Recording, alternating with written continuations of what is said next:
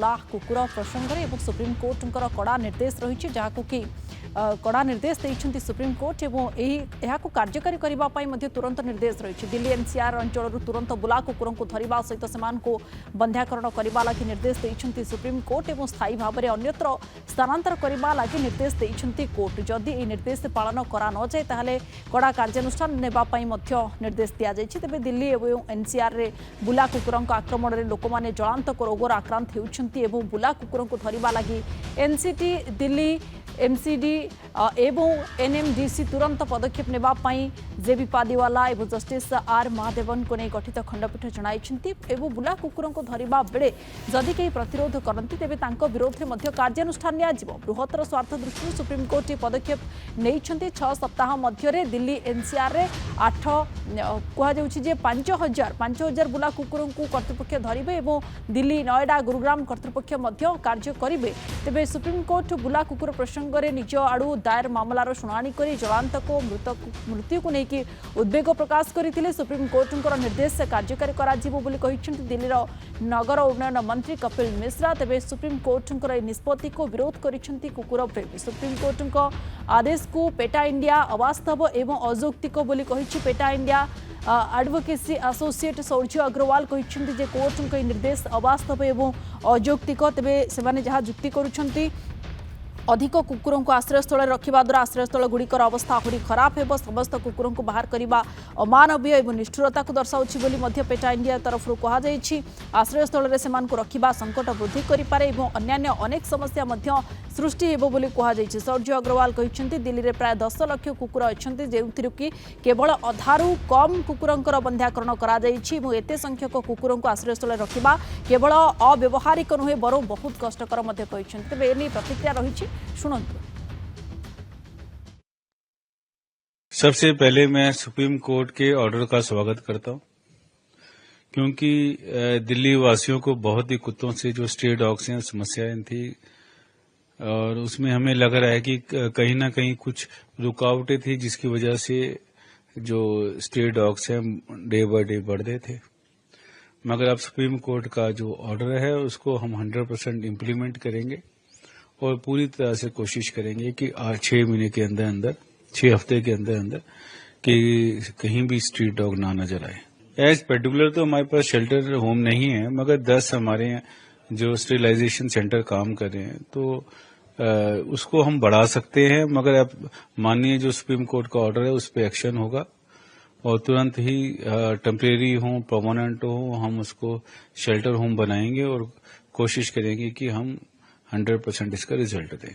जो contempt of court वाली बात सुप्रीम कोर्ट ने कही हम भी इसको पूरी तरह से मानते हैं कि हम भी पेट लवर्स हैं मगर किसी की जान पर बात आ जाएगी तो ये बिल्कुल बर्दाश्त से बाहर हो जाएगी। तो हमारा मानना है कि सुप्रीम कोर्ट ने अब सारे रास्ते खोल दिए। अब निगम और दिल्ली सरकार अच्छे से काम करेगी और हम पूरी दिल्ली को जो स्ट्रे डॉग से हम कोशिश करेंगे कि किसी को कोई परेशानी ना हो। This particular order is impractical, illogical, and according to the animal birth control rules, also illegal. Delhi government had 24 years to implement these sterilization programs, implement the ABC rules, and sterilize the dogs properly. According to a statistic published in 2022-23. Delhi has about 10 lakh dogs and less than half of them are sterilized. That is a very disheartening statistic. Delhi has 10 lakh dogs. Housing them in shelters is impractical. It is very difficult. This is going to create chaos and problems. A lot of people love these dogs. This is also going to create problems with them. Removal of dogs is inhumane, is cruelty in itself, and the conditions within the shelters are going to be very bad.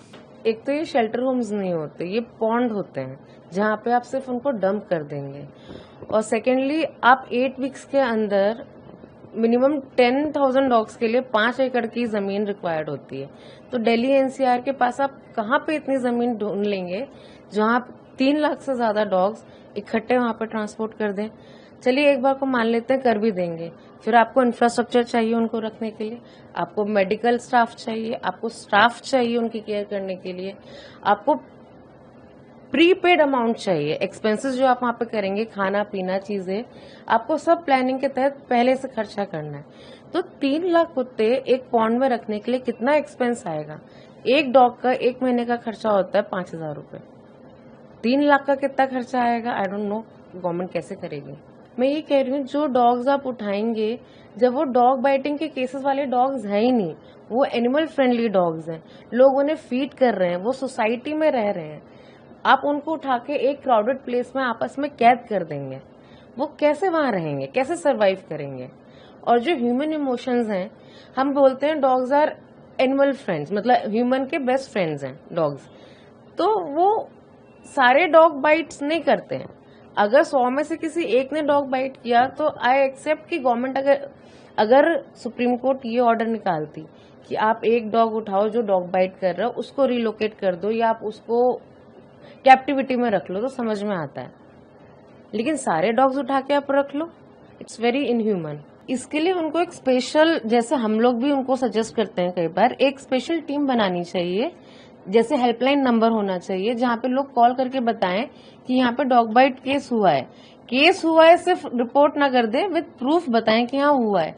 In that case आपके government norms हैं, laws हैं कि उन dogs को उठा के rehabilitate करना होता है फॉर सर्टेन टाइम, उनका बिहेवियर चेक करना होता है। अगर वो अग्रेसिव हैं तो उनके लिए शेल्टर्स होते हैं, उनके लिए हम लोग अपने शेल्टर्स में रखते हैं, उनको मतलब उनका ट्रीटमेंट करते हैं, माइंड कामिंग टैबलेट्स देते हैं। अगर वो ह्यूमन फ्रेंडली हो जाते हैं, इन दैट केस उनको वापस रिलीज किया जाता है। Firstly, when you're going to get the dogs, there will be mara-mari, there will be fighting in every gully because the feeders are not going to let the dogs go. So every day there will be fighting and police and tamashas all over Delhi. Do we want this destabilization situation? Then if the fighting stops and you have managed to get all these dogs and you put them into, let's presume that you put all 3 lakhs into these 3,000 shelters, then within 48 hours, Ghaziabad, Faridabad, villages, all their dogs will come to Delhi because all animals and all humans only go where there is food. So there's food in Delhi. There'll be masses of food in Delhi. So all the dogs will come. So within 1 week, you will have 3 lakh dogs again. And these will not be sterilized. So what will you do then? You'll start the sterilization program all over again and spend another 100 crores on it. Does it make sense? So I'm just saying that this is a very strange judgment. It's given by somebody who is in anger. And as you know, angry judgments are never sensible.